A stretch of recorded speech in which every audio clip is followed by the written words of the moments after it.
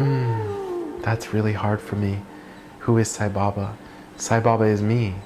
Sai Baba is you. And Sai Baba is the air in between us. He is everyone and everything. He said, out of the blue, it took you 3 months to figure out the dream? And I was thrown into shock. I became very, very, very sick. I ended up in the hospital in liver and kidney failure.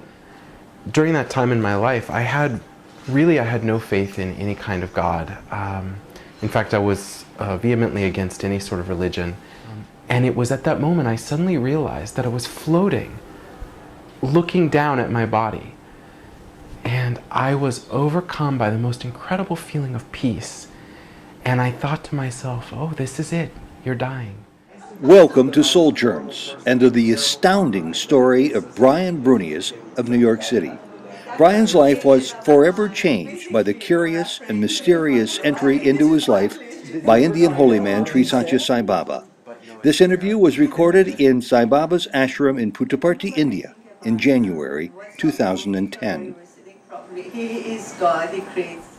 Brian, it's such a pleasure to have a chance to get to talk to you. I've heard your story in private, and I can't wait to hear you tell it on the video of how you came to Sai Baba. Let's just begin. Okay. In the early 90s, I was a college student living in Oregon, and I became very, very, very sick. I ended up in the hospital in liver and kidney failure. I was on dialysis. At some point, I got so sick that they moved me to the ICU, and they were looking for a transplant donor.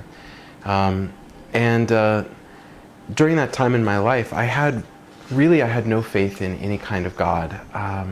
In fact, I was vehemently against any sort of religion. And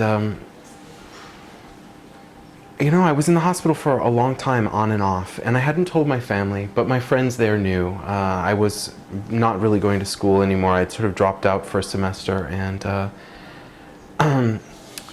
number of friends had come to me and talked to me in sort of spiritual ways that I really, really resented, and made me very angry because, what is a dying person going to do? Suddenly turn to God and become very spiritual and then die with a smile on their face.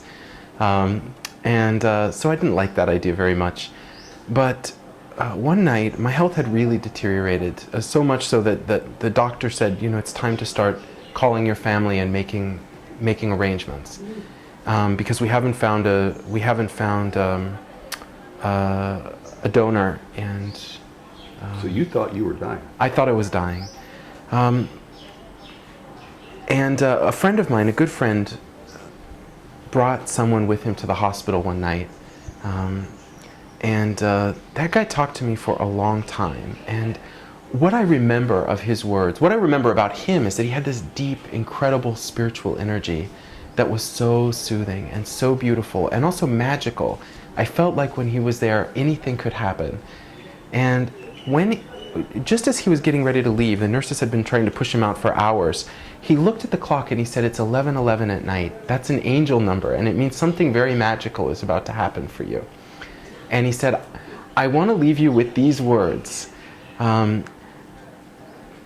There is a kind and loving and benevolent force in the universe, whether you believe it or not. I believe it, so trust me. And one day, maybe very soon, you will need to ask for help. And I want you to know that that loving force, if you ask it for help, will reach back and help you. And with that, he left. And I laid in the bed for some time, contemplating his words, and eventually I fell asleep.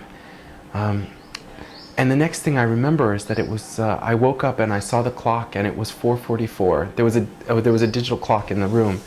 And I could see the time, 4:44, and I thought, oh, that must be an angel number too, because he said 11:11 was an angel number, and whatever that means, it didn't mean anything to me at the time, but I suddenly felt that sense of magic that he had left me with, and I realized that I woke up because I was ice cold, I was freezing, I was shivering, so I tried to reach for the blankets in the bed, but I couldn't move.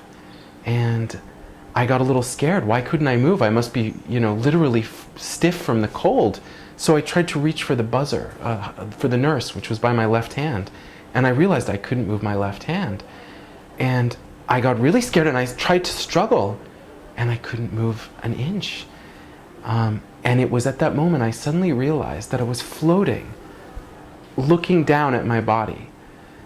And I was overcome by the most incredible feeling of peace.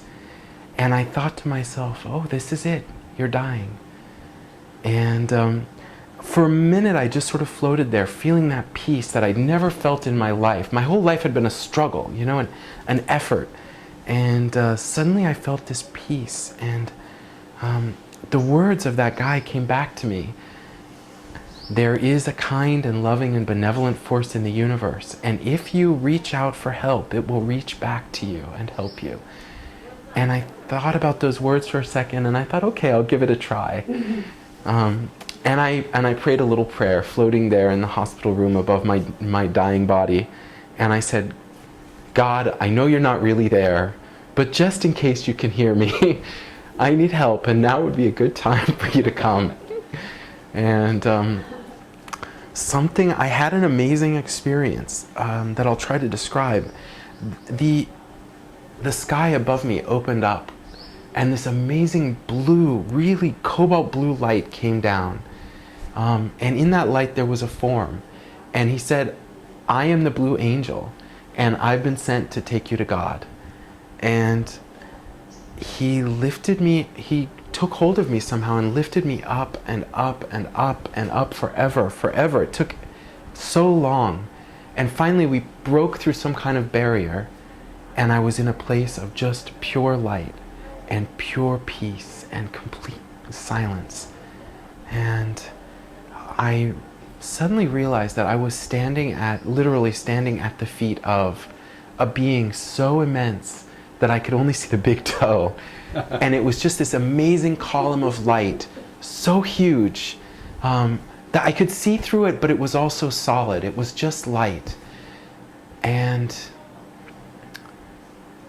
that being spoke to me. And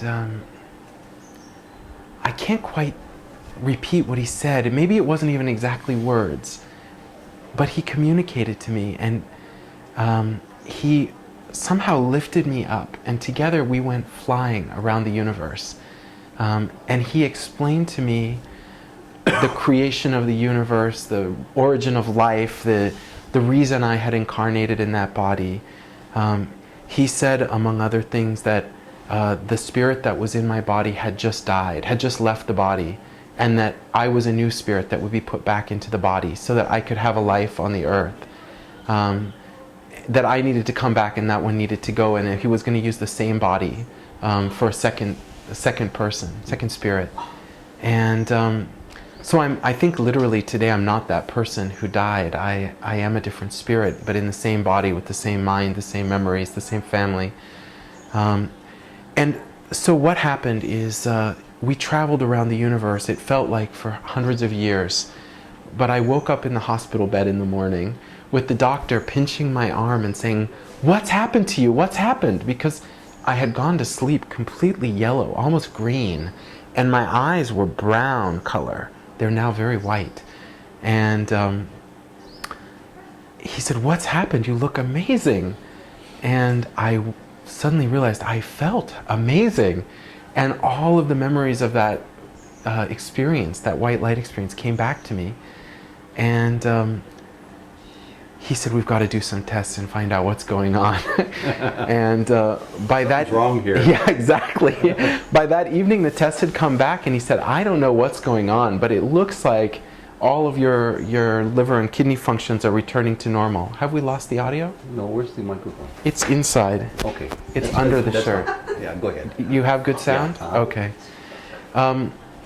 He said, everything's returning to normal, and if you look this good tomorrow morning, I'm going to let you go home. And